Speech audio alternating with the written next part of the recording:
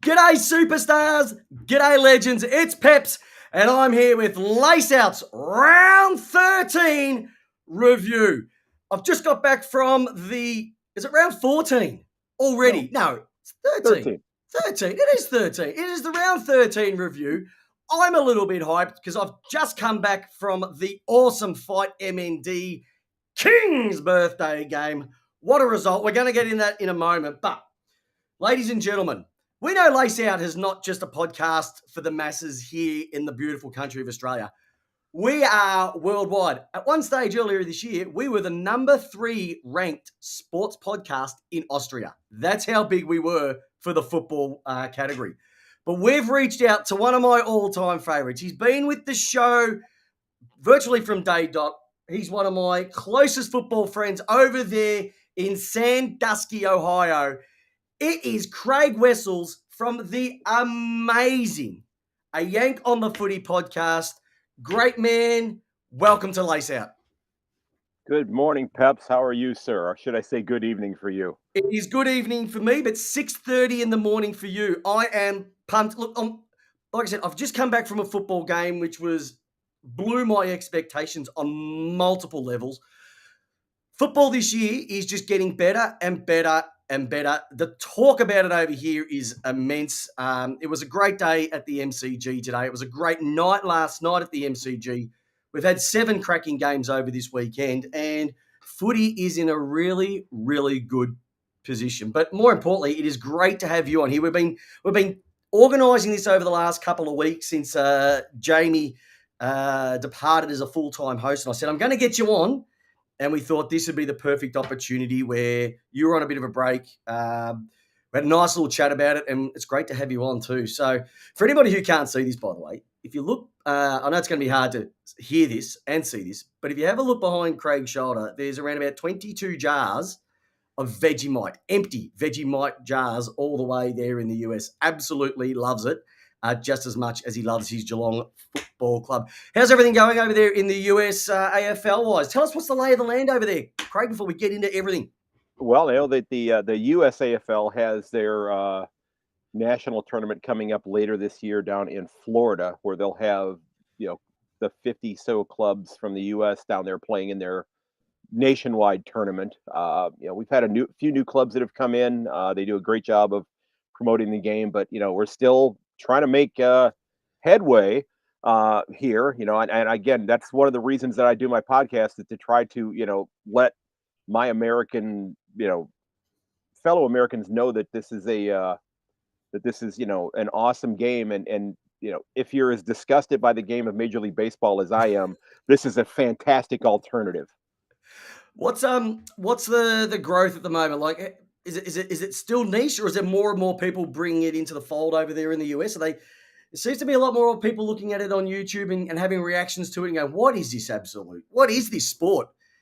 What's the feeling over there, or are you still very insulated with the way things are over there in the US? Oh, I'd say it's still very much a niche, because it's funny. I went to visit my son last week. He's an officer in the Navy, and he'd gotten promoted.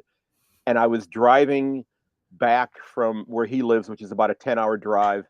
And I stopped at a rest stop, because when you're my age, you stop at rest stops on a rather frequent basis. And we'll go ahead and just leave it at that as to why I was there. I'm wearing a Waratah Warriors polo shirt right now, but I happen to have a Tracy Village polo shirt on, which is, these are both clubs that play up in the Northern Territories. And I had that shirt on, and I had a gentleman saying, "Is that a rugby shirt?" And I'm standing at the urinal, because again I had stopped. That's where the best conversations happen. Exactly. Well, and I looked and I said, "No, it's an Australian football club." And he said, "Was that like rugby?" And I said, and I'm kind of focusing on business at the time, and I kind of turned and I ended up having like a 10-minute conversation about Australian rules football with a guy who is a member of the Pagans motorcycle gang. Okay. he's got the black motorcycle vest with the Pagans logo on the back, and he was missing a tooth. And I had a great conversation with this guy. So basically, you had a conversation with a Collingwood supporter. Well, that's we all have that. We tend to have that quite a fair bit. Hey, mate, you've got so much love coming through at the moment. I'm getting it from Craigie Jones, host of the Portress podcast. Thanks for putting us in a spot to take first on the ladder this week. Happy to do so. Go Kansas City Power. I'm getting from him as well too. Buzz Demiri, we love Buzz, and his team, who have been shit killed for a little bit, have come back to the Saints. Great win on Thursday night. USA. And Craig said Pep's team would be the Boston Demons. That's what he reckons my team would be too. So there is a lot of love for you on the chat as we speak right now. Bill Robert will be very welcoming of you up there because he's been covering their games for a long time. But Craig Jones, I do have to say that I hope it's a competitive game. I hope the Cats get a few players back because the Cats have Port and Melbourne over the next couple of weeks. So they are. I'm not going to be so bold as to say they're playing finals this year at this point in time, but they have got one hell of a gauntlet to run between now and round 24. Well, if you want to have a look at that gauntlet, it's going to start right now because after today's game, there has been a massive shift in the ladder. Let's have a look at this. Top of the ladder, two teams, Collingwood and Port Adelaide, have separated themselves from the group up there at the moment. Melbourne have come in and they've got that 9-4 sitting outright third, and it was a game that they had to win this weekend. I know they say that there's been a bit of a query on them. Are they a top 4 team? They've had a soft draw, and with about a minute and a half to go, you could almost say they've kicked themselves out of the game. We'll get in that shortly. Brisbane, the MCG curse, 13 out of 14 they've lost. They just turned up and got hammered by a team at the moment that everybody thought was tanking in terms of the Hawks, who were doing completely the opposite. That means St Kilda and Essendon also on 32 points, clamouring for almost that last spot in the 4 you'd think about at this stage. So it's going to get very tight there. Adelaide, a massive win over West Coast. The Bulldogs still sitting in 8th. Geelong sitting in 9th, one game behind with Fremantle and Gold Coast. Both those teams, Geelong and Gold Coast, having their bye on the weekend. Fremantle losing to a cracking Richmond game as well too. Sydney, bitterly disappointing. GWS did what they had to do against North Melbourne. I thought they'd be a bit tighter. Carl Tank, they're back, swapping all the way down to 15th. Hawthorn, well, we're going to have a chat about them because if there's one team at the moment that's saying we're not going to let the ladder stop us from doing anything, it's Hawthorn. And they could jump a couple of spots as well in the next couple of weeks. And then you've got North Melbourne sitting at 17th. And then you've got poor old lowly West Coast sitting in the bottom of the ladder. Craig, the way that you look at it at the moment, let's just focus on the top 8 side of things. Who do you see at your stage? And just from your humble opinion, who do you see coming in and who do you see jumping out? Well, I honestly, I think that as we talked about off air, I think both of us would love to see Gold Coast get in there. And because I think it's great for that club, but I think it is also great for the league to basically say we've poured all this money into this particular club. We need to have some payoff for it. Yeah. And I think it's starting to happen now. And I'm looking forward to seeing, when Tuke Miller gets back, just, how, we talked off air, I mentioned this, to somebody the other day online. I said, if you were to say, okay, if I'm going to take any 3, midfielders from one club, I said, first of all, I think you would probably take the 3 at Port. I think would probably be my 3 I would take. They're good. And then I think I would probably take those 3 youngsters from Gold Coast. They're just playing with a lot more freedom now. And I think, funny enough, it's sometimes when a good player jumps out of your team like Tuke Miller has, it means others have to rise up. And they've done that. Like I said, we spoke about Anderson, we spoke about Raul coming in, but they've just, like, Charlie Ballard's got so much better. Bailey Humphrey, no one saw the rise that he's had so far this year. You get Ben King back. Like, they just got so many things that are in their wheelhouse. And if the awesome Tommy Roker was on, he would be talking them up to the hilt. So I think they're a massive chance. They just have to win just more of those games that they should against teams in the middle of that range with them as well too. If they can win more of them, you're exactly right. I think the Bulldogs might find themselves sliding out because mean, there's a lot of talent there. They have, an equitable amount of talent as another team that wears an awful lot of blue in their color scheme. Yep. But they just can't seem to get out of their way sometimes. I mean, their percentages is just barely over 100. You've got, the Cats, if they happen to catch up to them next week, are going to certainly leapfrog them because of the higher percentage. But it's just, I don't know. I just they scare me a little bit in terms of them putting everything together. Yeah, I think with the Bulldogs, their issue is that the coach changes things too much every single week, and it's hard to get stability with that as well too. And we thought that they would absolutely dominate from a forwards perspective this year, but they still haven't been able to really work that out. Norton, unless he fires, who else? Their small forwards are very hit and miss as well too, and a lot's left up to their midfield. So yeah, they've got a lot of work to do. Hey, Craig, a couple of things that have come off as well too. First of all, Craigie Jones has thrown this again. 6,856 days since Essendon have won a final. We have to bring that one up. Melbourne are going to lose to the Flag to the Bombers. Apparently, that's coming in from Charlie Keegan. Well, Charlie, you've got to make finals first, but I think you will. Top four is actually looking very cherry ripe for the Bombers. They've got a nice draw heading into the back end. And Craig Jones, some of the names in the US AFL are mint. Who wouldn't want to support the Grovetown Pirates?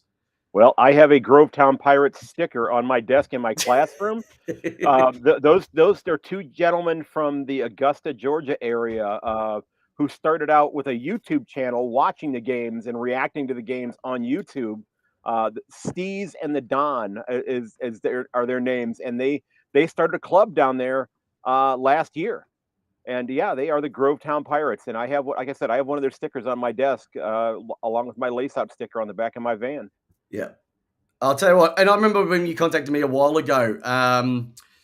You have got the original lace-out sticker as well too. The black and white one at school as well too. So that's how far we reach out, because it's all about you guys and it's how you all want your footy.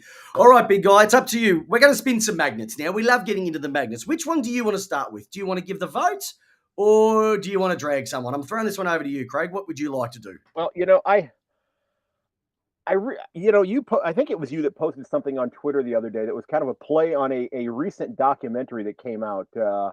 Instead of asking, what is a woman, what is a tackle? Mm-hmm. It's that true. was you, was it not? That was me. That was me. You. What is a tackle? Because we saw a couple of them this week that are both in line to be penalized, and I'm thinking, where is this game going to be in 2 years if either one of these, Dan Butler or James Sicily, if those two guys get suspended for the tackles that they made this weekend? I understand keeping, worrying about head injuries. I understand that. But what the hell else is Dan Butler supposed to do? No one knows. Is he just supposed to go up and do we get to the point in time where we just say, okay, you know what? Cody Waitman gave us a bit of an idea a few weeks ago when he couldn't, contain himself in his shorts. Mm-hmm. Do we just go ahead and just punch the guy there and say, okay, it's not technically a head injury. Now you're down on the ground, free kick for me. And Sicily's tackle on McCluggage, another player ends up rolling onto McCluggage. Is he supposed to be responsible for the action of another player now? I mean, we don't know. You're a 377 game legend. Yeah, you're a 377 game legend. I've only been following it since 2016. I don't know what the fuck is going on, quite frankly. Okay. It is got. So I'm tipping, Craig. I'm tipping. Yet you want to start with a little bit of this. I think I've started. Oh, sorry, a bit of this.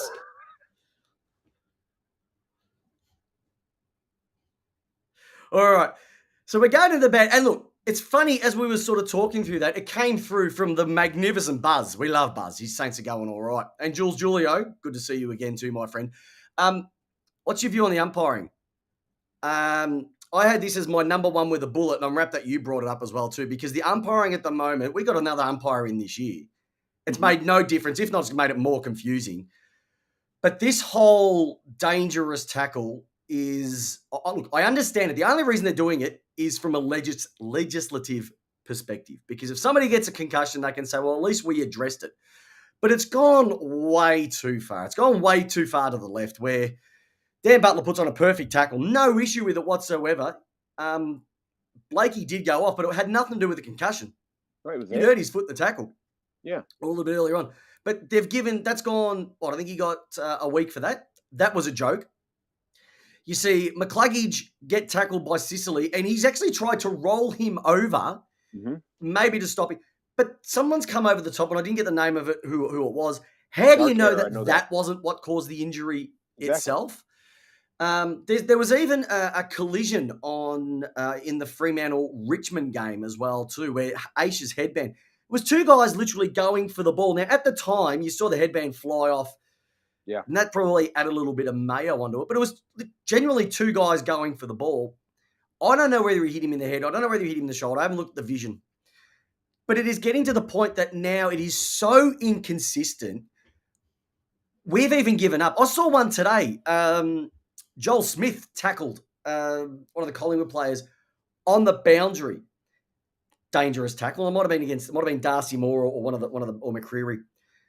Dangerous tackle. They showed it up on the screen, and even the Collingwood people behind me were going, "That has got to be that's got to be that's not a dangerous tackle. What's going on?" Even Buzzer said the Melbourne player today caressed Murphy to the ground and got pinged. It's just that when anything looks like a tackle, and a lot of these tackles are happening not within contested areas, they're usually one outs. That's causing it. And as supporters, we have got no idea going on about it whatsoever. It is Right. doing our Right. heads in. And to sort of put this in perspective, uh, Brad Scott got the job at Essendon. What was it, about September last year? I think it might have been. Yeah, after the final, September last year. We still don't have a head of football at the AFL. So no wonder the rules are going to shit, because the principal or the person who's supposed to govern these sort of things and look out for them, we don't even have one in place. Gillan McLaughlin's not doing anything about it. Andrew Dillon is still just in his first couple of weeks anyway, so Right. as Right. of physically, we have not got any idea, and there's no one to address it with. And so Michael Christian, who's got the guy who's looking after the MRO, he only has a guide sheet that he has to work between, and as soon as something looks dangerous, like we've seen, it go straight to the tribunal. So there's a lot of work that needs to be done. And like I said, forget about what is a woman. When I wrote last week, what is a tackle? Because at the moment, me, you, and probably everybody on this chat and everybody who's listening to us right now has got no idea what's going on. And people are getting frustrated to the point they're not even going to games anymore, because they just, it's the whole Forrest Gump, the tackles are like a box of chocolates. You just don't know what you're going to get, whether Yeah. you're going to get rewarded or you're going to get weeks. It's out of control. The one thing that I will say positive about umpiring is that it seems as though the getting their shorts in a bunch about dissent has seemed to wane a little bit. So it's not, Yeah. it's so if somebody, turns and looks at them or raises their arms above their shoulders and such, we're not seeing 50-meter penalties No. for those things, which first of all, I think that 50-meter penalty is an extraordinarily harsh penalty. If make it 25 meters. If instead of Yeah, putting the I ball right agree. at the top of the goal square I don't know. Yeah, But I agree with that, because it's been a bit dodgy since they've brought it in. And we saw a couple examples during the week where people either stood literally where the umpire has told them, or they've creeped over by 30 centimeters, and they're penalised 50 for that. Yeah. The whole sniff test or the pub test, it's not there as well too. All right, who else do you want to give a whack, Mr. Wessels? Well, I don't know if it's giving a whack, but I as I mentioned to you off air, I said I've enjoyed sledging on Richmond about the always complaining about having to make that long trek across, because you live in Melbourne, Yep. you know how difficult it is to get across that 20 kilometers of desert between Punt Road and Marvel Stadium and that Crockfield River. And the last thing Gill did before he's stepping down is he opened up like a 100-meter wide area of broken Lego pieces that the Tigers players have to walk across I know barefoot to go play at Marvel. it's tough. It's You know, tough. but It's tough. since Dimma has stepped away, and I wish him well. He was actually in the U.S. He was in Denver, Colorado. I saw he was there watching a game, one of the Tigers games in Denver recently. I'm, and this is not to take a shot at Carlton supporters, but I can't say that I'm feeling awful about what's happening with the Blues right now, and them, basically creating a new music video for Tom Petty's song "Free Fallin'," Yeah. which Well, I'm like I kind of said to you enjoying off, that. like I said to you off camera, I had my 30-year high school reunion on Friday night, and one of the people who wasn't there was the head of football from Carlton Football Club, Mr. Brad Lloyd. He wasn't there for whatever reason, and probably would have been a good thing because I don't think there would have been. There was a few Carlton supporters who turned up that night, and I don't think you would have had too many ears left by the end of it as well, too. But yeah, there's a lot of frustration from supporters. I just think as a club they're no good. I just think as a club they're no good. There's too many people behind the scenes who want to get their name up in lights. Don't want to put their agates on the chopping board, as I would say, and put themselves on the board. They just want to be, I'll throw barbs, and because I pay a lot of money, you've got to listen. My club used to be like that. Richmond used to be like that. A lot of clubs who have had success recently went through the bad times. Essendon have had it a bit as well too over the years.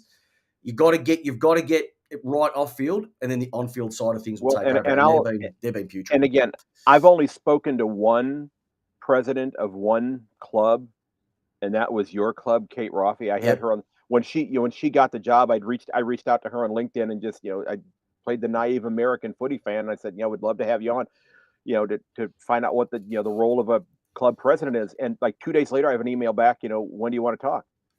Yep. And I talked to her for like an hour and a half. Yep. And it was awesome, and just a genuinely wonderful person. And I think they're probably that many of the club presidents are, but I've not had the chance to talk with them. But she certainly seems to be that way, and I think that says more about the club, and I reckon there's a lot of presidents out there that have their genuine heart for the club. I just wonder if some of the presidents have their genuine heart for themselves, if you know what I mean. I'm going to raise a couple of other ones as well too. These have come in off the chat. I am going to mention Marlon Pickett. So if everybody's heard, Marlon Pickett's been charged for aggravated burglary. Like, this one's totally come out of nowhere so far. Like, where did it come from? I think if you have a chance to read a little bit more about this is really awful stuff. Like what he's been alleged to have occurred. We say the word alleged. Funny enough, someone said, Richmond weren't paying enough? Like, I don't know what would make him want to go ahead and do this, and I don't know. So I'm not gonna spend too much time on it. But then the other one that came through, which I didn't even know about this, was that literally on the same night, and I've just got to double check this before I go ahead with it. But apparently,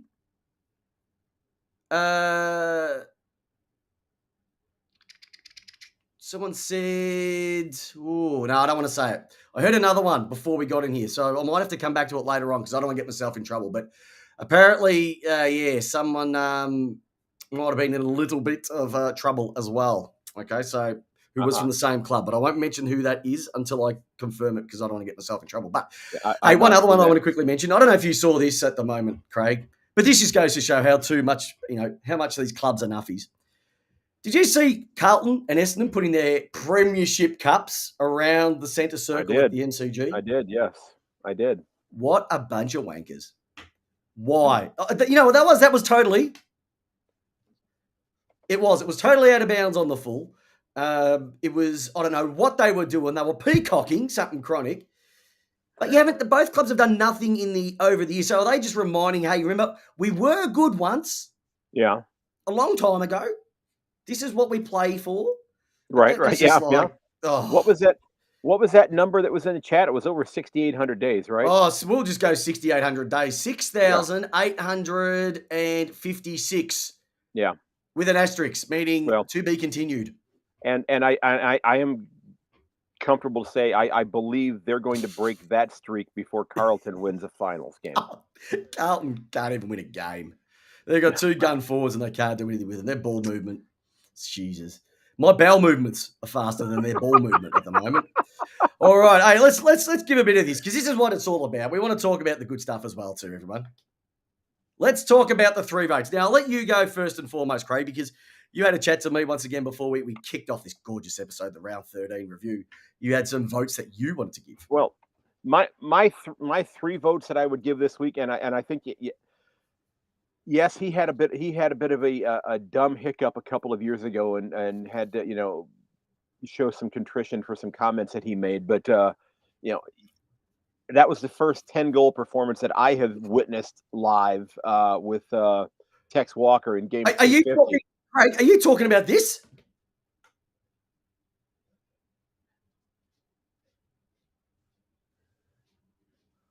I think I am. I'm not hearing it at my end, but That's all right.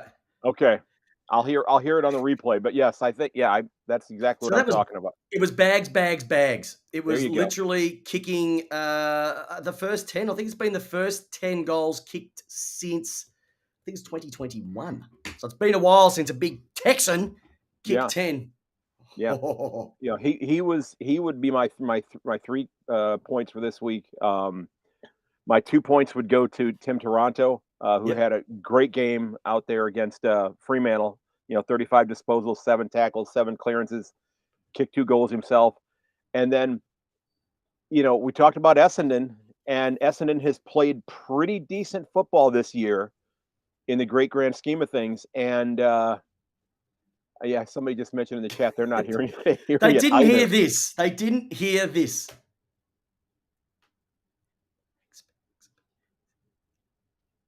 I'm guessing maybe they still didn't. They still can't hear it. Oh, I Hey, don't know dog, what's where going are on now. you? What's going on? I can hear it. Well, that's the main thing. It comes out on the audio. Yeah. So it's like, Yeah. hey, listen, Well, it's that's bags, fine. bags, bags. It's all about the bags. Yeah, I know. Yep. I know, because we're going to get into. I know you have the money one also that we'll be hearing. Yes. I hope so.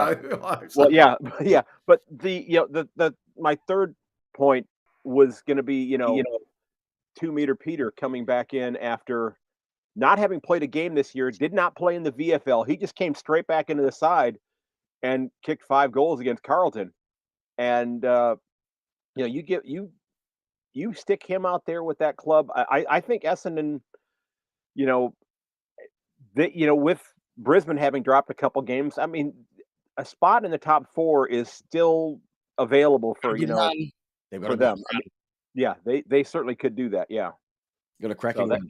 those are my 3 for this week, and a little asterisk as far as a half a point. Yep. Is Ryan Merrick, who 10 days earlier was playing in the VFL, if I'm not mistaken, and gets taken the number 1 pick by the Eagles, and kicks 2 goals down in their game that weekend, and just Yeah, but of course, as you said, he's playing with the Eagles. He's put himself up for trade. Yeah. He's put himself back up for trade, I think, as well. All right. So originally we gave our 3 votes. Did you hear that? Hey, there we go. Now we're going with a bit of Haley off, Ellingworth on. Bloody weakest piss.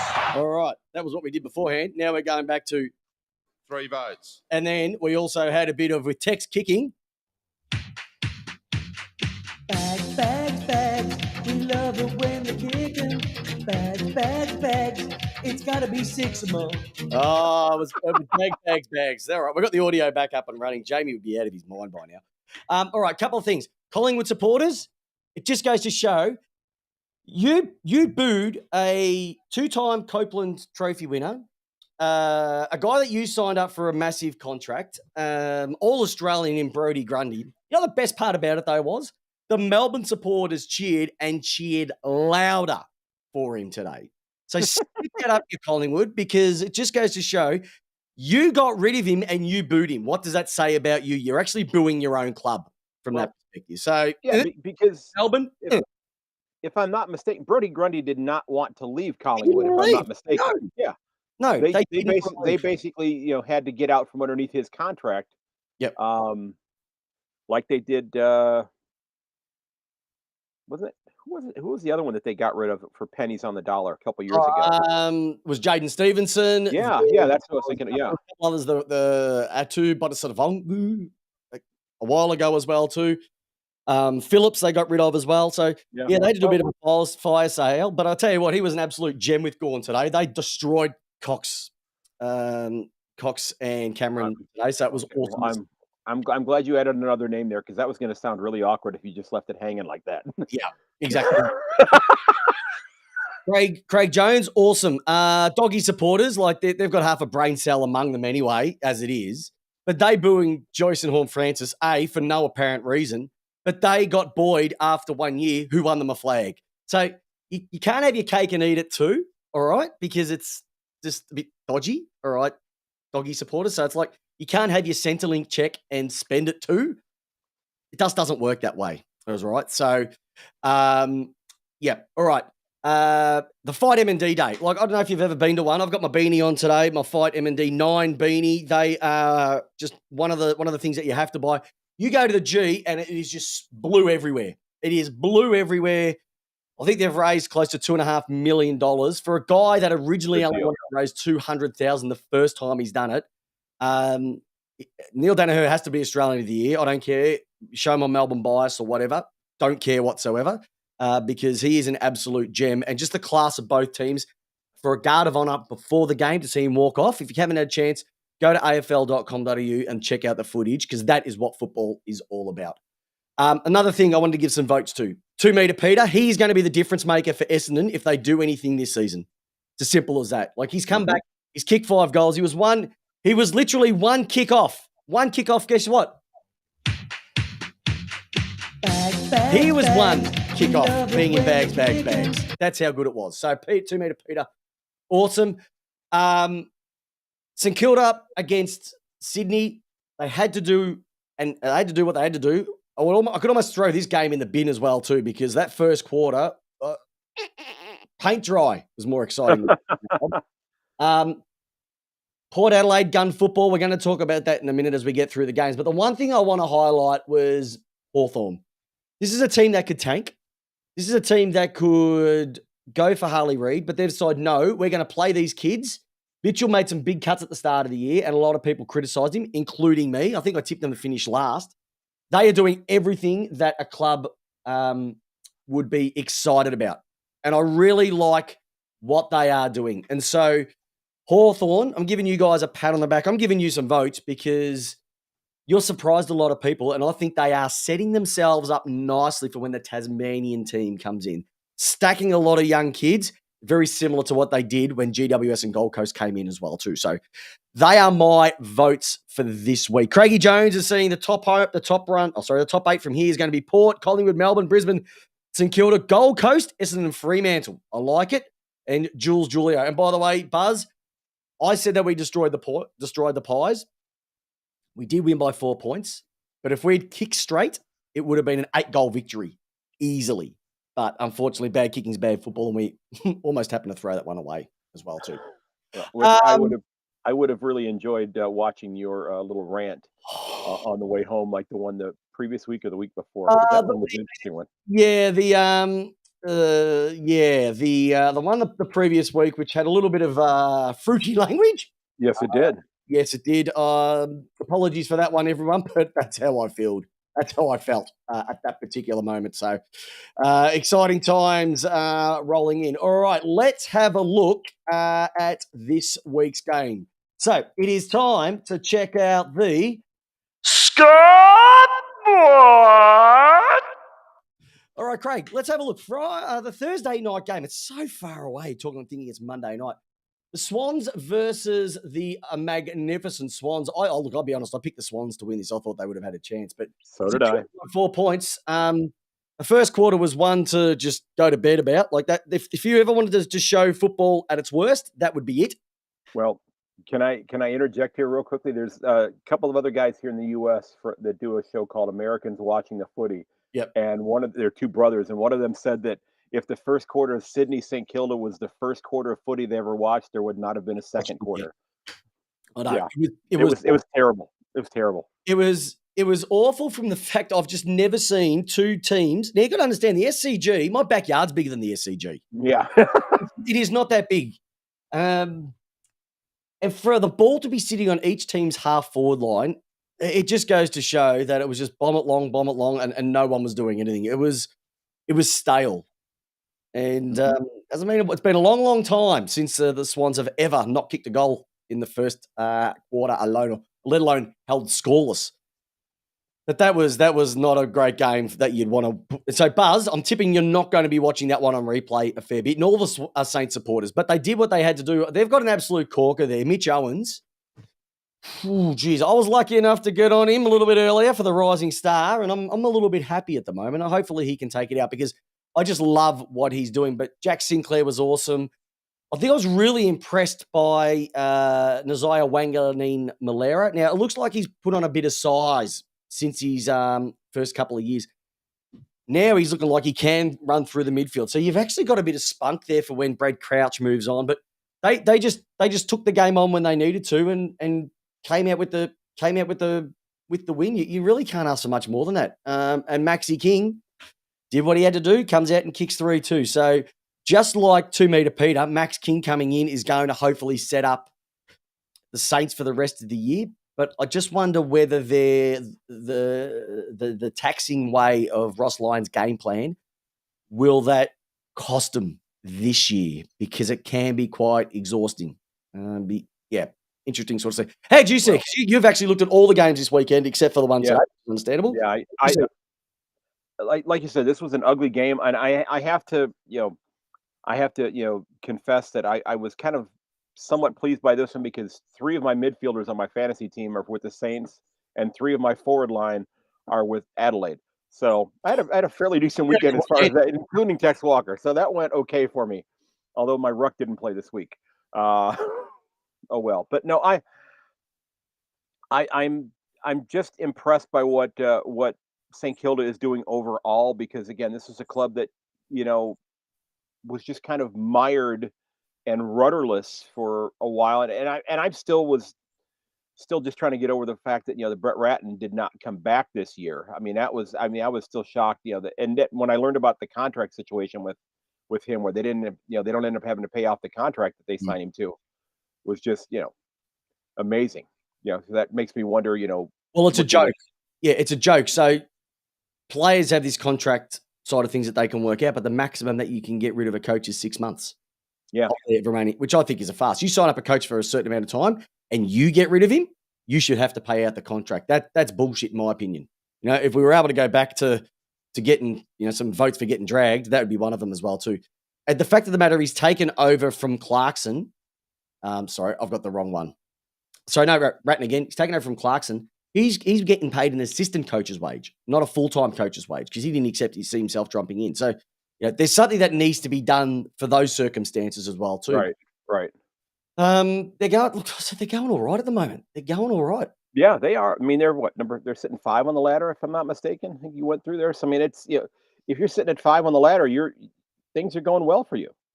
And it's not just about that. I must admit they do play a pretty taxing type of style. Mm-hmm. Just hope it can get towards the end of the season, because it's far too often we've seen clubs get to probably 6 weeks out and they start to go backwards. Mine was one of them last year. We just had nothing left in the tank. Yeah, last year, injuries wise, fatigue wise, etc. That's my only concern with St Kilda. But if they do what they did against Sydney on that Thursday night, you can't ask much more than that. Even though they were sitting 8-3 last year and then they fell in a hole. Yes, Sydney, yeah. Where do you see them? Because they're in a really interesting spot, aren't they? They're in a they're in a unique situation because they've got one of the absolute legends of the game, who is still occupies the mind of the defense, but they're looking at it from the legendary standpoint. Buddy Franklin can still kick a set shot when he gets the opportunity to do so. And again, I feel strange, talking about people being of an advanced age when they're young enough to be my own children. But they're kind of in a little bit of limbo because it's likely that this may be his last year. And you've got some young players. I was excited to see what Joel Amartey was doing in his position before he blew out his hamstring during the gather round. He had a couple of really decent games there. I think that Sydney could rebound rather quickly because I think there's a lot of talent on that side. And I'm not trying to push Buddy Franklin out the door at all, but I think that when Buddy decides to hang up his boots, I think that's actually going to work out to their advantage from a salary cap standpoint. Yep. And from being able to just have a lot more flexibility in the forward line as well. Well, they'll get $1 million in their salary cap pretty much when he comes back. I think the interesting thing though is I look at Hayden McLean, who he was clunking him early in the game as well too. So they should have used him as the deep forward, but they put Buddy back, and it's almost you robbing Peter to pay Paul. Have Buddy up forward, but then I think McLean should have gone forward to give them that better option, because going against Will, you need somebody who takes contested marks above his head, and Buddy doesn't do that. We've known that for virtually ever since he started. He never took marks above his head. So I think that might have been a better option, but hindsight's 2020, isn't it? So I think they won't make finals this year. St Kilda will. How far they can go, I'm not too sure, but they've definitely taken a bigger step than they did the year before.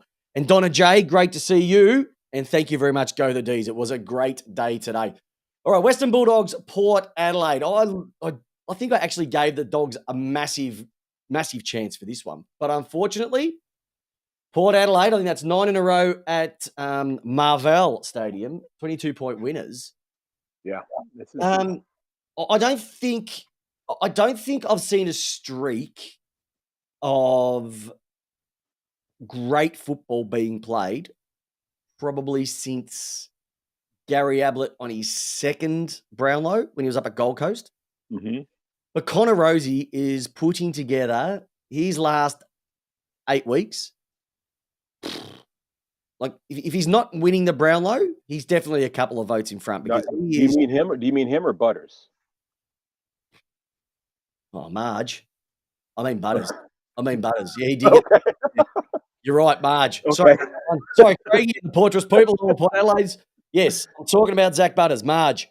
He's just spreading everybody apart at the moment. He has got literally everybody on toast.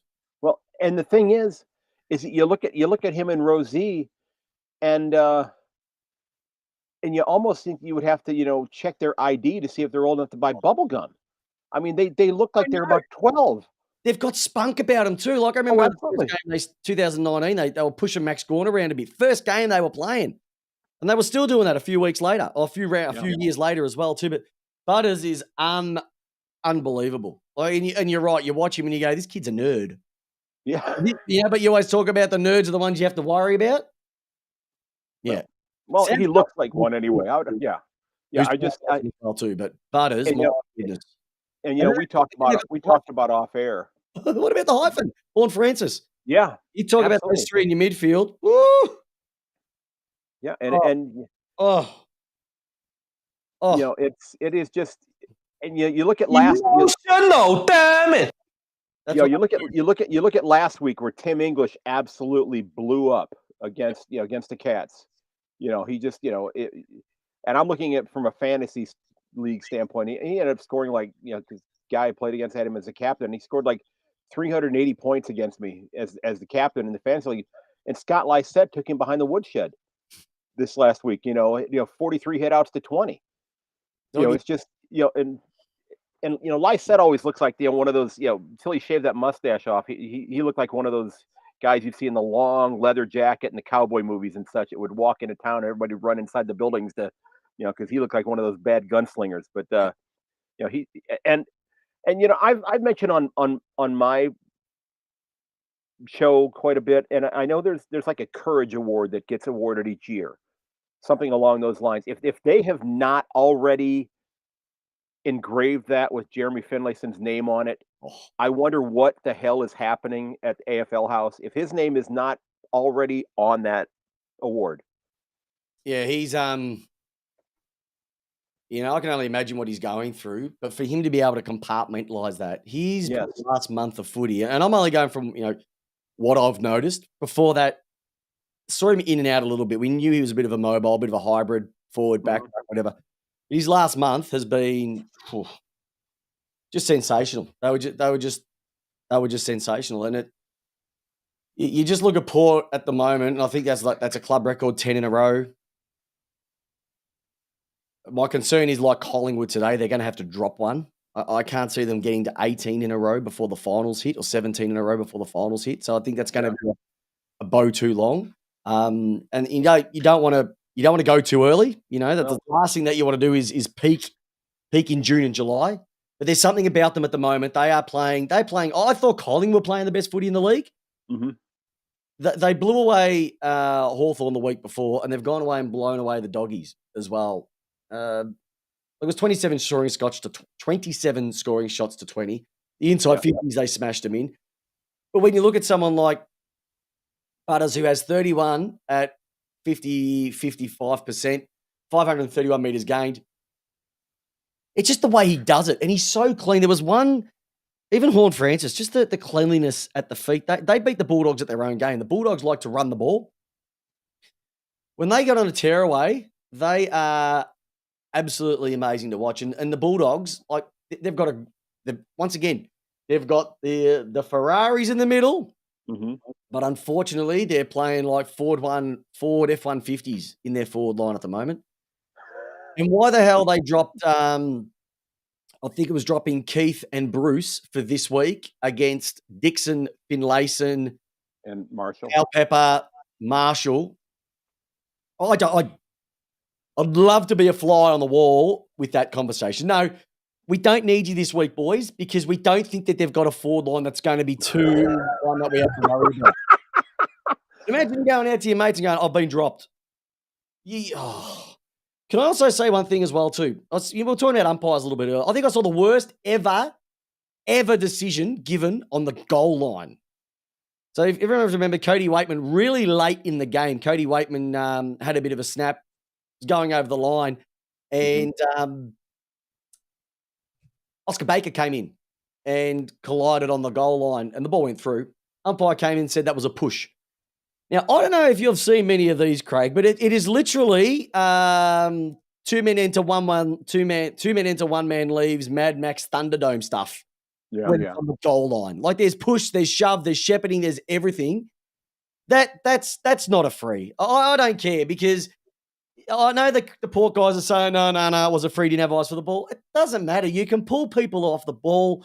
You can push them. It doesn't matter. It just made no sense. But they didn't pay it as eyes for the ball. They paid it as a push. And I just does my head in when they pay ticky touch with ones like that. And there's more obvious ones that let to go slide too. But I reckon you're right. I reckon the Doggies are in a heap of trouble. That starts to ask a question about Bevo as well too. And the same questions time and time again. And will they sign up Kenny? There's no hurry to sign up Kenny. We get that.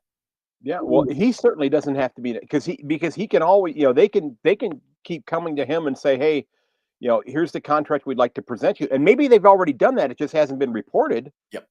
But he could be, he and his agent could be saying, we're going to keep our powder dry. We're going to look at our options at the end of the season, but we may very well want to come back here again, because I think, if he decides to stay there, I think he's got a club that's set up to be pretty decent for the next, several years, especially with that young midfield right there. And, I know Charlie Dixon's getting up a little bit in age, but, Marshall is a very solid. And he was my pick for the Coleman this year till he got concussed, but which I've had, of course, my Coleman and my Brownlow selections were Marshall and Duke Miller.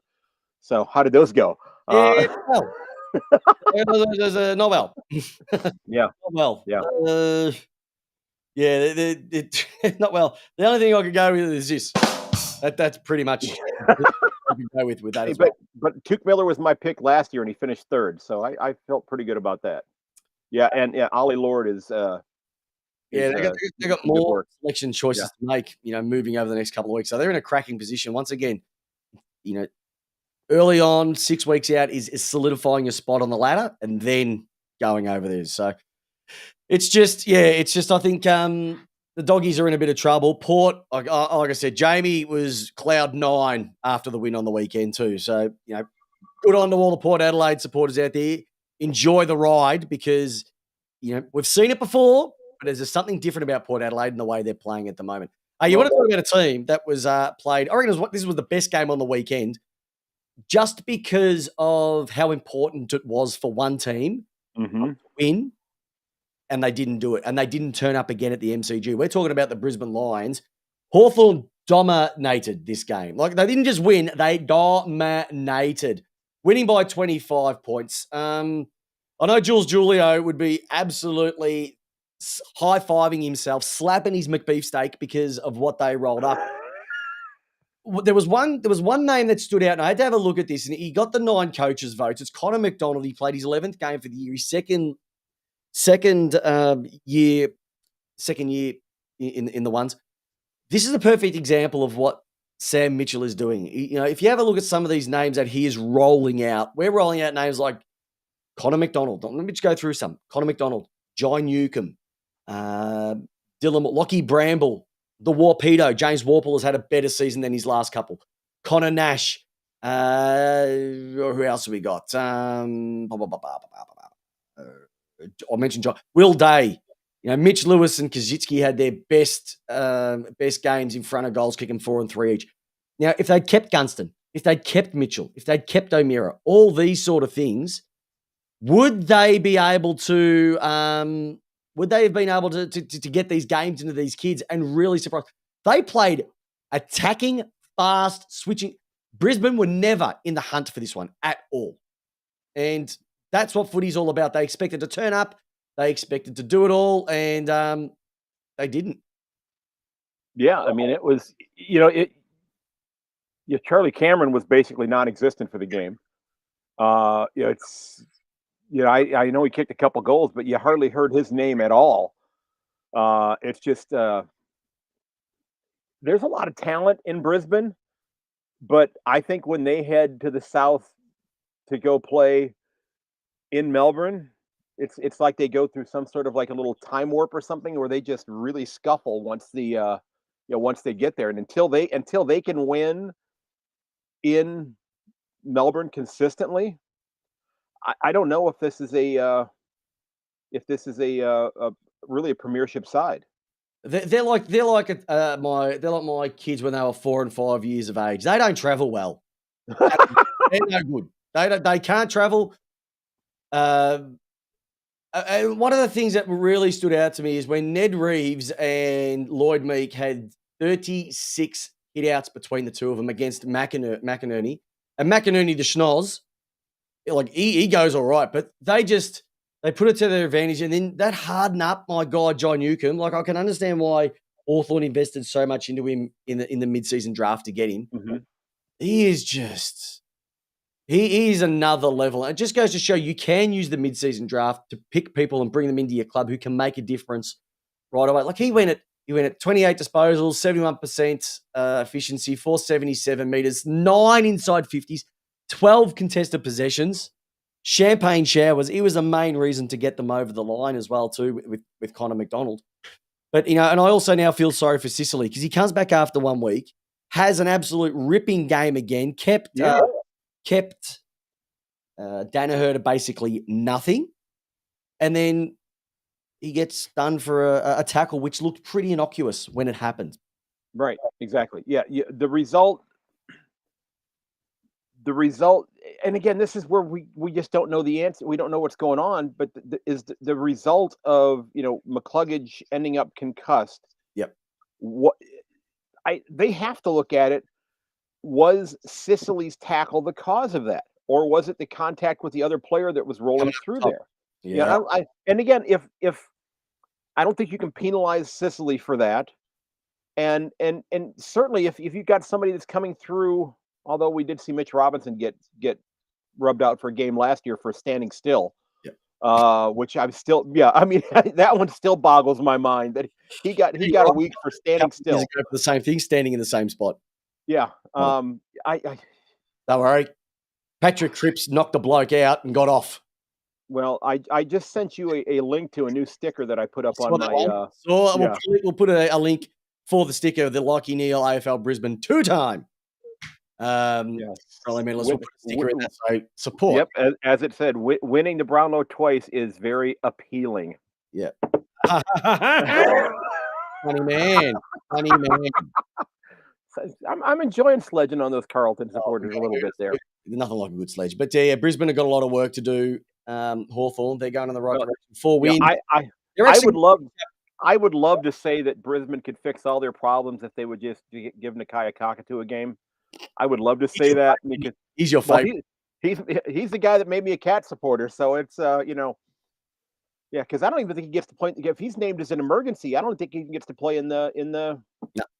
the lower game. So he's Oh, normally they play them on the day before or the day Yeah. after. So if they're flagged as an emergency, they'll get to play. Yeah. okay. Um, Hopefully, because do you know who didn't play on the weekend? the Cats. West Coast. Yeah. West No. Coast. I'm not going to spend too much time. When you go down by 122, one of the biggest margins I've seen in quite a long time, when you have 39 scoring shots to 12, mind you, they did kick quite accurately of 8 goals for. It was just that Adelaide kicked 27-12, which made it a little bit difficult. There's not really much more to come out of this besides Big Tex. Had 7 at halftime. I thought he was going to have 12 or 13. Come out with 10. The first 10 that we've seen, I think, in almost 3 seasons. They're going all right. They're going all right, Adelaide. I think they're fantastic at the Adelaide Oval. Anywhere else, I don't think so. So I think that's what's going to catch them up. They're very much like Brisbane at the moment. At Adelaide Oval, outside of that, they tend to struggle a bit. But, Tex, they thought was finished a couple of years ago. These last couple of seasons have been sensational, except for when he chats to people at local football games. Right. Yes. Yeah, but he was awesome. Rory Sloane, Ben Keys, Rory Laird. Like, I don't know if anyone's actually seen Rory Laird. He is short. Like, he ain't tall, but he can just get the footy. Like, he had a casual 34, 20 of those contested. Like, absolute freak. But, we were chatting about Adam Simpson. I genuinely feel sorry for the bloke. Yeah. Because he only had like 25 fit players to choose from. It's not his fault the players can't get out of the park. It's not his fault they consistently get injured.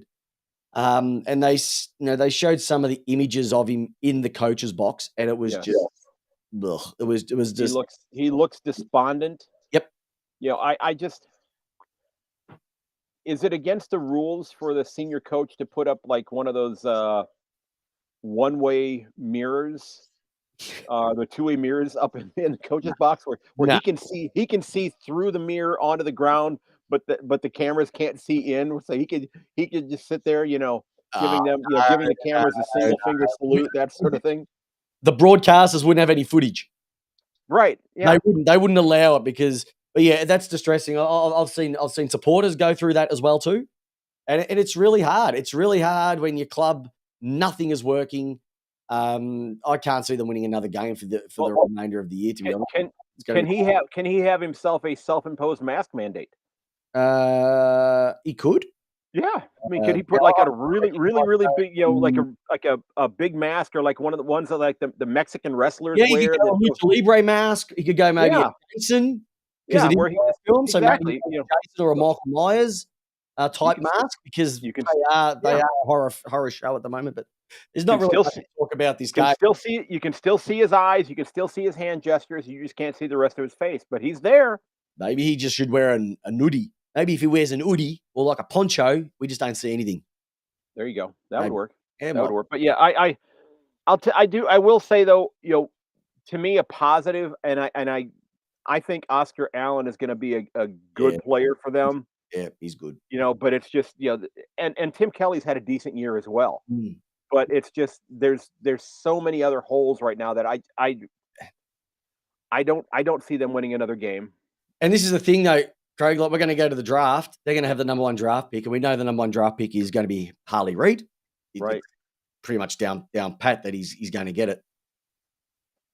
Honestly, it would be a waste for West Coast to take Harley Reid.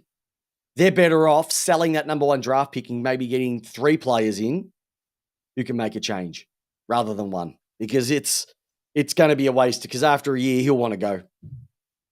Yeah, I just get 3 players in that want to be at your club and do it that way. What wasn't a waste was Richmond's great win against Fremantle over there. I did pick Fremantle for this. I thought they were a shoo-in. But Richmond's under McWalter, 15-point winners, 10-10, 70-12, 13-85. One guy who apparently is no good, Tim Taranto, just another amazing game, 35-2.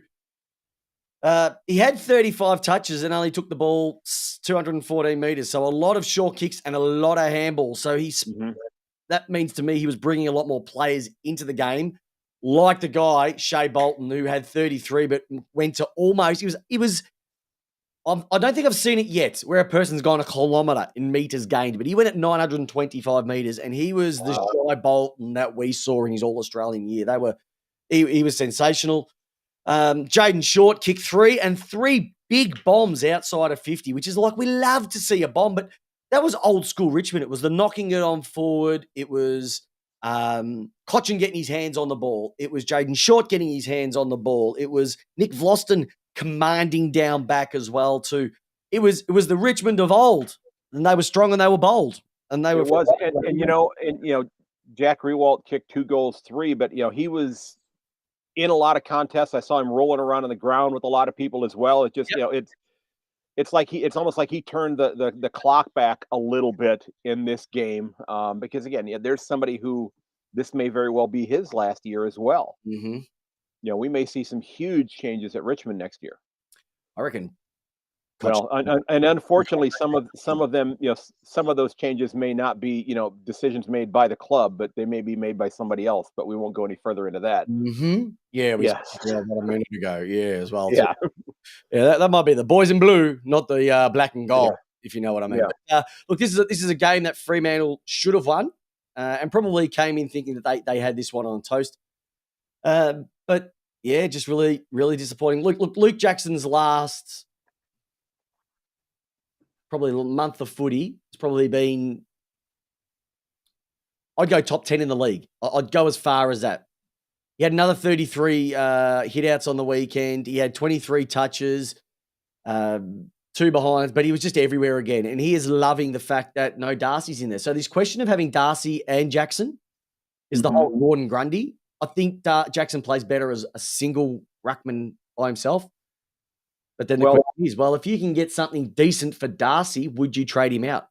Well, that's the interesting thing, because I'm still learning, the ins and outs in terms of some of these things. But I did see some reports that supposedly the Cats have offered him $1 million a year for 5 years. Now, I don't know if that was somebody just putting that out there that doesn't know anything, was just putting it out there for the sake of putting it out there. There's no cash here. Here, there's no cash. All right? Cash, no. Robbo? No cash. There's no cash. Geelong do not give out $1 million contracts. Right, yeah. Cameron, so don't read into that one at all. But yeah, I because that's something that I have noticed as being a Cat supporter is that it seems like a lot of players will take a little bit less money to go play there. Yeah, they go. I mean, the fishing must be really, really good there. Fishing is really good down there. The farms are really good, but what they do is they tend to go back to the Geelong Falcons. So a lot of players from the area who are guns, they get them back because they know, hey, you want to come back? We want you back. You know what the area's like. Win-win. Yeah. I take a little bit less to be home. It's like another interstate club down there. It's like a better version of Tassie down there at Geelong. And that's why it's a fortress. It's an absolutely strange ground. It's very narrow wings. If anyone follows the Essendon District Football League, it's very much West Coburg-like, where the wings are straight. It's a challenging ground to play football at, but they play it really well. So Fremantle, they shot themselves in the foot this week. There's a few teams that shot themselves in the foot to solidify whether it was a top 8, top 4 spot this week too, and Fremantle are another one of those too. But look, they'll bounce back quite quickly as well too.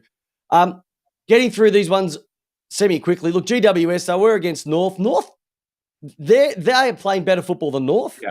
Sorry, West Coast, they are playing better football than Carlton.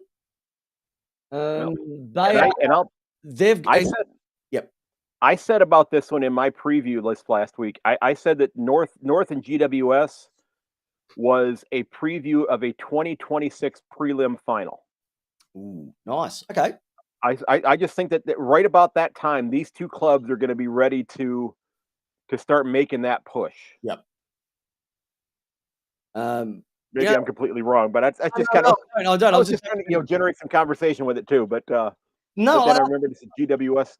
There's nobody there to converse about it. No, they've got a guy I would love to be kicking the ball to, Nick Larkey. Like you got to pick this guy. This guy was, I think, a pick. He was in the range of 50 to 70. Like that's how far back he was. He is his hands and his kicking is immense. Like he kicked another 4. I picked him for the Coleman at the start of the year. I thought if he can get enough supply, he's a massive chance. And I think he is still a massive chance. He just needs to get a little bit more of it as well too. But some of their kids that have come through, like we know about Larky, Taron Thomas. We know all about the issues that he's had.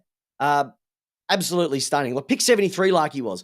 Taron Thomas, like high draft pick, had a shocking run of it, self-imposed, let's be honest. Yes. Like he's back, and that's what we want. That's what we want to see. You've got Miles Bergman. I was watching him a little bit on the weekend. He didn't get a lot of it, but he's there's some spunk about him. You've got Bailey Scott, the other hyphen, Callum Coleman Jones. They've got another forward there. Some of the names like Eddie Ford, Wardlow, and the Cheezel. My goodness gracious! Like it just goes to show if you can nail 2 kids in a draft, it can make a massive change. That's what West Coast should be looking at. Like if we can get in 2 guns, Paul Curtis, Griffin Logue was great for them last week as well too. But they were just too good. GWS. They just had that little bit of extra X factor. And my love child, Toby Green. If there's anybody in the league I would love to have at my club, it would be him. Him and Larky. I'd love any day of the week, those 2. I'm gonna call you out on this one because you mentioned this in your review of last week. Mm-hmm. And there was a Collingwood player that you mentioned, Brody Majacek.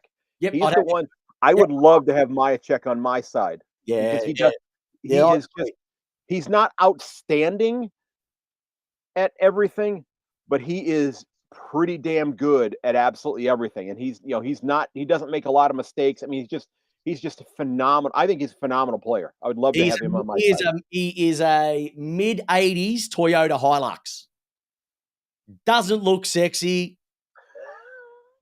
No one's going to drive one for the sake of driving it. But I tell you what, it's never going to break down. He's always going to be reliable. He's always going to take you where he needs to. And you're right, but just Toby's Toby. And there is a Toby tax, but he's the best thing I think it's been a win-win for GWS this year by naming Toby Green captain and taking it away from Stephen Canelio, because I think Canelio has begun to thrive without the pressure of being captain on him. And I think that the club has started to take on just a little bit of Toby Green's persona, even though he has throttled it back a little bit and has not been making the decisions that he's made in the past, if you will. He's been sensational. And there was a young guy, not a young guy, he's early 20s, Kieran Briggs. Like he was playing in the ruck. I think it might have been his 11th game on the weekend. Mm-hmm. Actually, his 9th game on the weekend in total. And just dominated the ruck. Now, you're going against a guy like Todd Goldstein, 300-plus games, and he held his own on the weekend. He picked up 9 coaches' votes as well too, but he had 16 touches. He had 20 hit-outs, which was 21 had to Goldstein, but it was just work around the ground.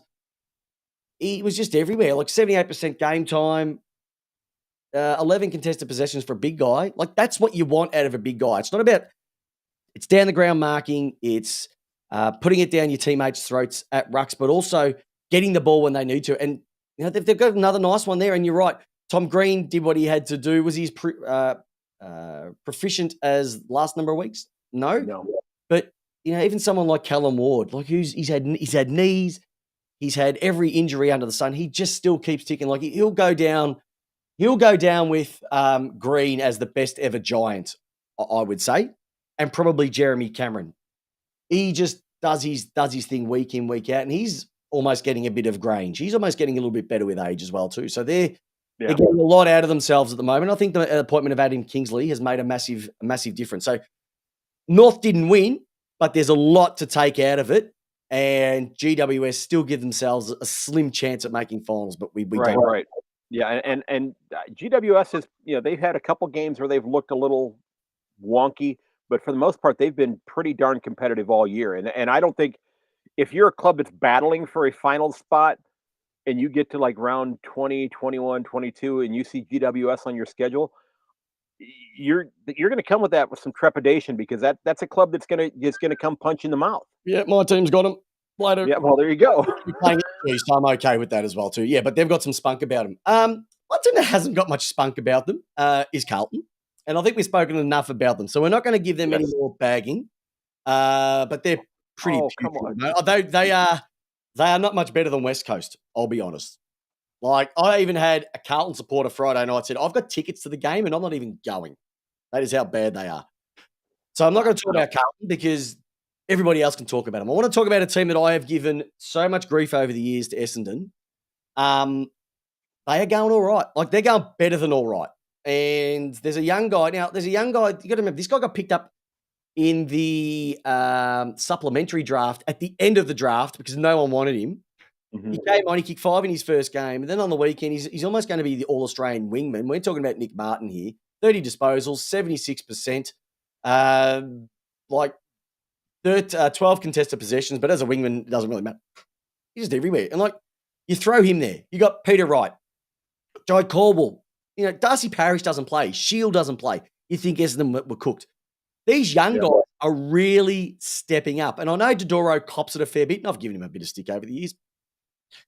They are doing everything really well. And I would hate to play Essendon right now in finals because they are now that Peter Wright's back and a fresh Yeah, Peter I Wright's think back. you're right. Well, They're going really nicely. and you never know if you're going to catch Jake Stringer on one of his days, because if you do, he's gonna throw 4 or 5 goals up on you, and you're gonna go, where the hell did those come from? Yep. Yeah, exactly right. Like, he didn't have his best game on the weekend, but when he needed to fire, he did. Yeah. Sam Wiedemann, like, Sam Wiedemann on the weekend, he didn't dominate. He had 14 possessions. But the thing is, he was making contests. He doesn't mark it. That's one of the reasons that Melbourne got rid of him, because he doesn't hold his marks. And it happened again. But he's making more and more contests. And that's what's good about it, is that Essendon do have that smaller brigade around the feet for them to be able to pick that up. So they're going all right at the moment. It was also good to see Jaden Laverde play his 100th game on the weekend as well. And I have to give a quick shout out. The head administrator, the principal at the school where I teach, he is my first official convert to footy, and he chose a couple of years ago to become an Essendon supporter. So he's not going to appear on this podcast, but that's okay. But he's pretty stoked. He's got his kids watching the games as well. So he coaches football at our school as well, but he's really gotten into footy, and he's texting me all the time, and of course he's busting my chops when they're beating the Cats now, and But I was really, really happy with. We've spoken about this a little bit on here, and also off the chats. And for any of the Essendon supporters, I've mentioned this. Ben Hobbs, he got picked up. He's been in, he's been out. Good to see him actually have a nice run at it on the weekend, and they've got one there as well too. Ben Hobbs, he was amazing. 24 touches once again, 7 contested, 7 inside 50. He's probably playing on the other wing. Yep. Essendon, you're going all right, and with the draw that they've got, they are a massive chance for top 4. So I think maybe 3 of the spots are locked in after today. I think that 4th spot is still up for grabs. Still up. Yeah. Right. I think the D's are locked into 3. I mean, they could maybe make a run and make it into the top 2, but of course, Port and the Pies. Well, you've already beaten the Pies, so yeah. I don't know. Do you guys play the Pies the second time this year? No, we don't play. We play Richmond again, but we don't play the Pies again. But we played them today, and it was a great win by the D's. Let's be honest, we were there. That's why we're running a little bit later than we normally do the recording of this, because it was a 4-point victory. Good to see Melbourne almost kicking themselves out of it. 8-18 to 9 goals, 8. So they've had 26. So they've had 9 more scoring shots. This should have been at least a 6-7 goal win. They were all over them probably from the 15-minute mark onwards, and it was just relentless pressure. And one thing about Collingwood, who play a really awesome brand of footy, and you would have seen this, their run and gun through the middle of the ground was completely stifled by the D's today. I would have said that 15 minutes into the game when they kicked the first 3 goals, but then Melbourne made the adjustments. And it was just a great game of football. Good to see Melbourne almost stole victory from the jaws of defeat. Defeat from the jaws of victory again. Yeah. They're very, very good at doing it as well too. But which I have to be honest, your little posts after Melbourne defeats are much more fun to watch than the ones after victories. But I'm glad I didn't have to see it this week. But was a lack of De Goey in the midfield a big? Yeah, because again, I haven't watched this game yet, but was that a big contributing factor to them today? No, because Melbourne had no Oliver. Then they that's a good point. That's a good point. They had no Elliott. We didn't have a Petty. I know they were down a couple, but Melbourne were down a couple as well too. I just think, look, to be honest, Carlton, they've had a bit of both teams have had soft runs for the last 5 weeks. Look, I'll tell you what, from a game perspective, it was almost finals like. It was just hard hits. And when they always say, like, when finals time, players stand out. Jack Viney, a mate of mine, Heathy Buxton, we love Bucko. He gets on here occasionally, gives us a bit of a chop out, throws a bit of a comment in there to store up something. And he said it perfectly. He goes, I thought Jack Viney was done, but he's just getting better. And he was the perfect example. He got the Neil Danaher Award for the most courageous player today, the best player on the ground. And he was sensational. If you get a chance, just some of the contests throughout the day, like he had 32 and 19 of those contested. Wow. Kicked a goal. Like, he was just immense. Mr. Reliable, Jack Crisp, the same sort of thing. Like, he was brilliant as well too. Petrarca, a little bit lower, but he still had 15 of his contested. But I think Melbourne, what they did is they were really desperate and really were in Collingwood's face. But they also think that they other did was Melbourne can be beast of the honeypot, and you've heard this before, where they tend to go in quite heavily, trying to then extract the ball. They sort of waited a little bit. It's an interesting one. It is an interesting one. Now, Craig Jones has made a comment here. I still think these big games need to be spread to the other teams. Well, I do agree, and I don't agree. The Queen's Birthday one's been going on for quite a long time, and you've also got to remember, Melbourne was shit for a lot of those years. I think this was like they've won 8 out of the last 9 games against Melbourne. So Melbourne were putrid. We almost had this game taken off us a number of years ago if we didn't get better. So I do agree that maybe, but I don't see a problem with Anzac Day. I don't see a problem with this. I think it's up to clubs to make games of them. But I do agree that every club should have the right to a marquee game. That's why I'm, with Good Friday, it has to be North Melbourne. I don't care who they play. It has to be North Melbourne, maybe St Kilda, maybe the Bulldogs, but not a big club because I'm just sick and tired of the big ones always getting it. But outside of that, Melbourne, that was the most hungry I've seen Melbourne play in a long time. When you see Scott Pendlebury fumbling and missing targets, the pressure index would have been through the roof. I will say, watching Keira Knightley, not Keira Knightley, more live, he's good. Like, he is good. He is exceptional. But yeah, they're Collingwood's hard nuts. Crisp, Mitchell, Adams, that was their 3 best players. They were the best 3 players, And look at Melbourne. Lockie Hunter, cracking game for the club. Probably his best game for the club so far this year. Down back, Salem made Lever. The back 6, they were toit like a toiger. And that's what it was. I think that was the big difference, is that every time Collingwood went down, it was really difficult outside of, like I said, the first 15. But Melbourne, like I said, they could have won that game. And I did say that they destroyed them by 4 points. If they'd kicked straight, it would have been over. But, even if you have a look from the hit-outs perspective as well too, Brodie Grundy had 26 hit-outs, like dominated around the grounds. Darcy Cameron had 13, Max Gawn had 17, and Cox had 12. So when you've got 43 hit-outs to 25, that is a decimation of biblical proportions. And then so it was a game that Melbourne needed to win, and it was also just to remind people that they can play. Have they got issues up forward? Yes, but the midfield and the back half of the ground is sound. Well, can I? Because again, I don't live in Melbourne. I've never been to Melbourne. I'm hoping to be there next year. You will be.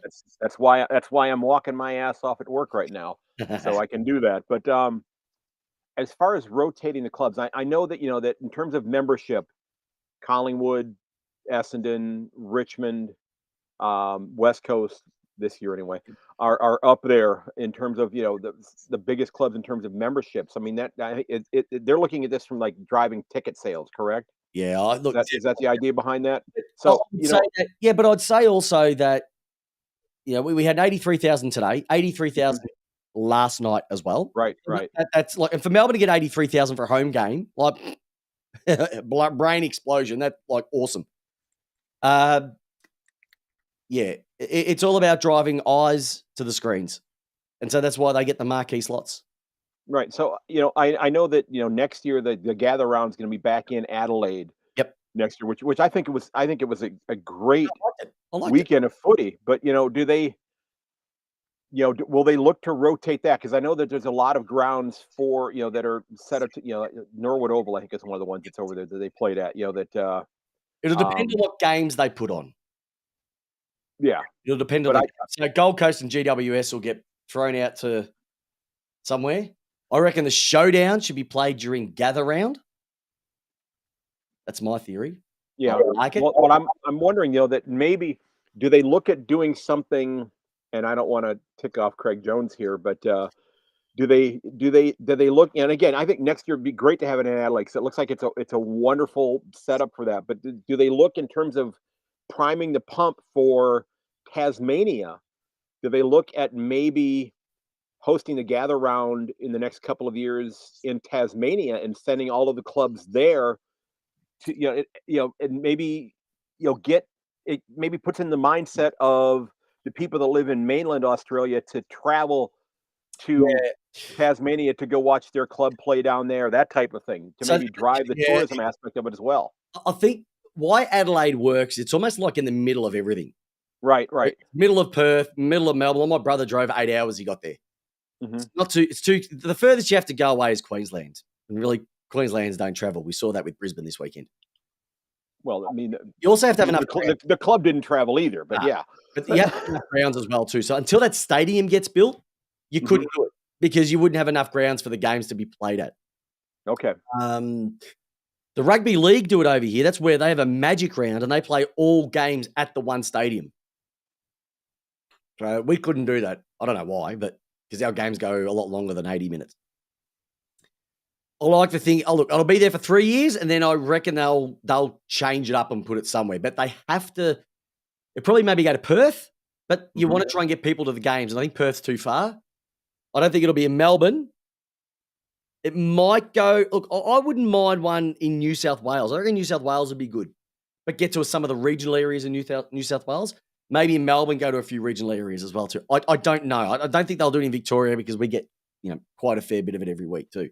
But Tasmania, once they get that ground built, there might be something there. But for the next 3 years, it's going to be in Adelaide, and I think we all have no issue with that as well too. But yeah, I think you're right. But like I said, in terms of trying to promote it, it would be I think it might not be a bad thing for them to do because I don't think they want to repeat the mistakes that they made with Gold Coast necessarily. Yeah, I think which I don't think is going to happen with Tasmania because the Tasmania, that's much more of a footy state. Yes.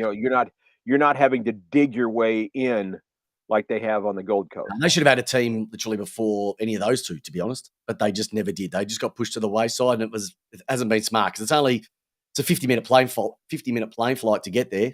It's nothing. Like you go there for the game, it's just like flying interstate. It's awesome.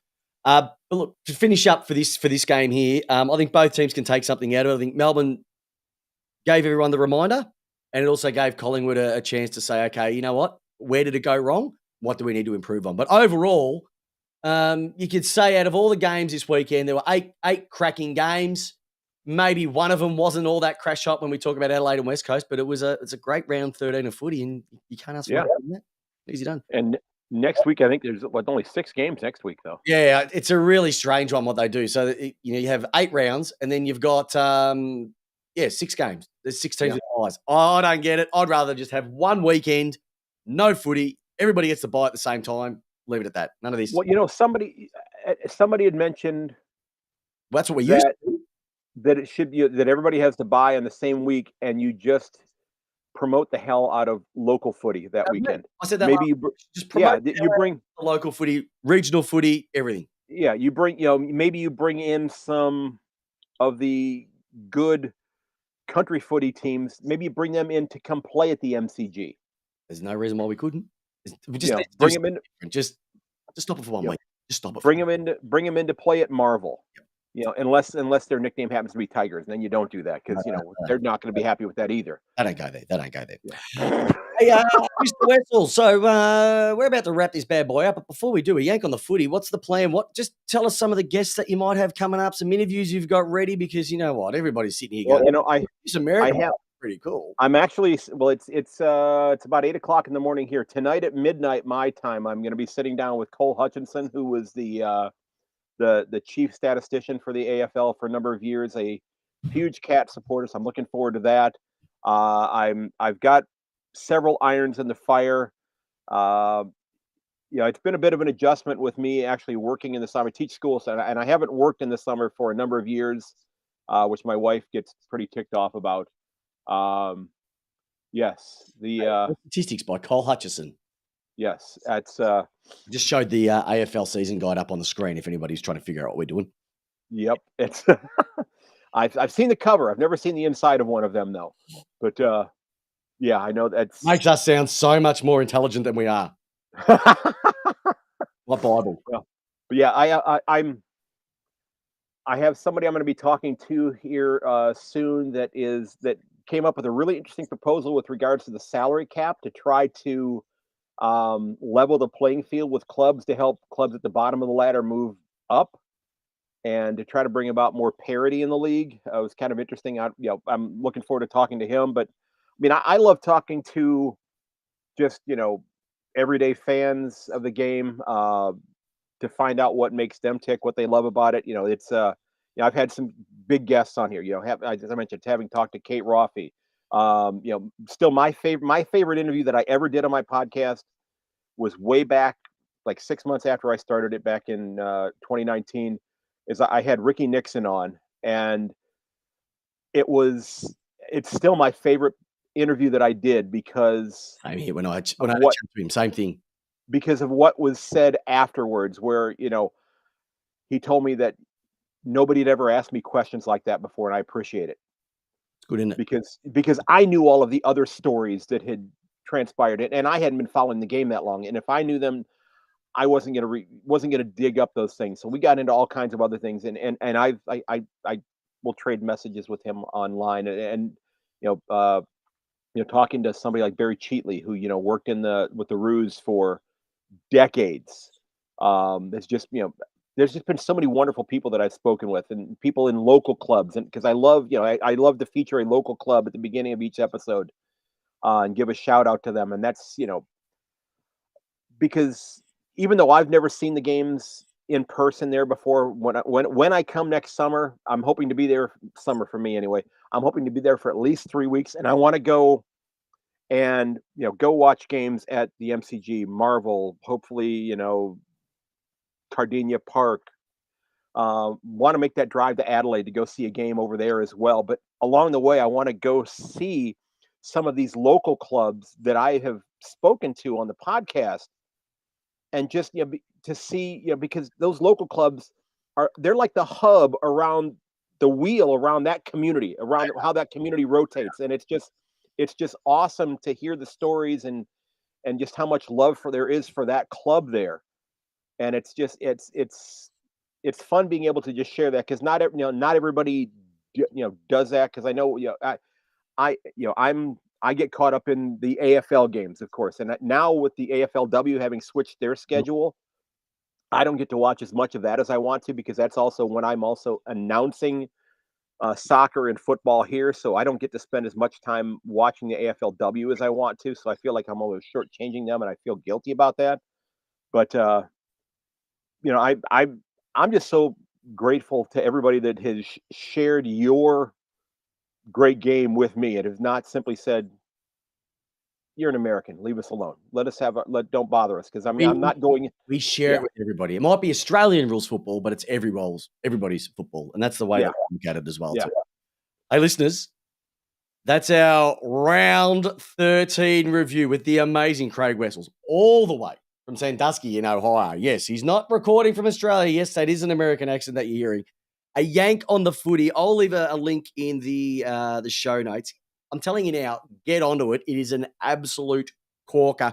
I think he's got episode 269 dropping in Yeah. very, very shortly too. So have a listen for that. But Craig, I've spoken to you many times before, and every time we talk, we always go over. But there's one question, and one question I have for you, and it's simply this. Craig Wessels from the Yank on the Football podcast. For the AFL Round 13 review, how do you want your footy? I want it lace out. I want it lace out, man. He's got it. See, you even get it better than some of the Aussies. There you go. Listeners. Have a great weekend. I'll be back for Tipped Out this week. Last week I was pretty putrid. This week I'll be better. Tune in. Give us a like. Give us a subscribe. Tell all your friends we're the best. You're the best for listening to us. Have a great week of footy. Catch up with you soon. Cheers, Peps. See you, legend.